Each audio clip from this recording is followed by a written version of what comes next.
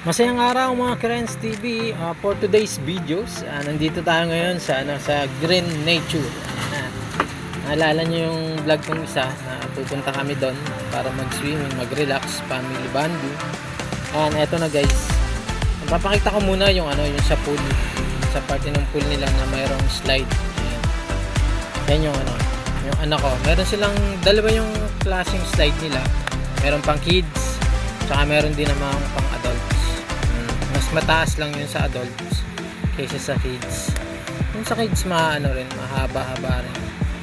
Pero sa adults mas mahaba talaga siya, parang doble. Kaya nga at tinry ng ating anak. Ayan, anak ni Renz TV yan.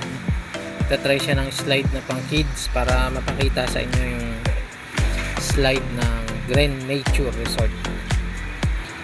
Ayan na, slide na yan. Ayan nga, tingnan niya, as you can see, kailangan pang ipus ng ng kanyang kamay para mag-slide siya. Kasi nga, hindi daw madulas yung complaint niya.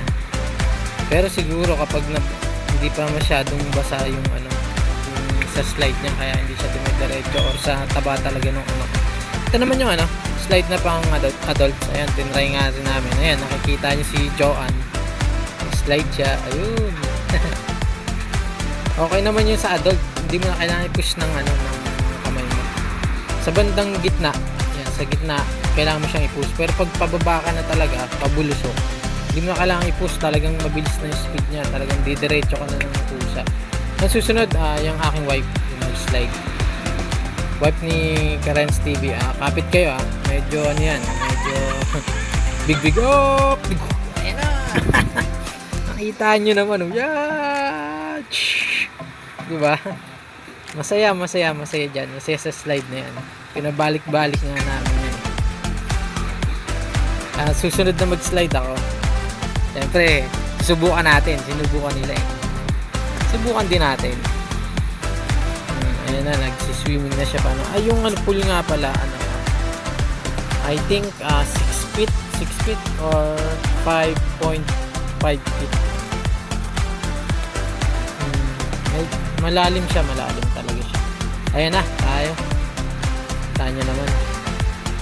Ayan yung Langoy Mandaragat. Ayan. Laki tayong probinsya medyo tayo sa swimming talaga. Medyo marunong tayo. Laking dagat at saka ilog. At ayan na guys, maraming salamat sa panunood. God bless. Sa susunod kong mga videos guys, doon natin makikita kung ano pa talaga yung mayroon dito sa Green Nature. Maraming salamat. God bless.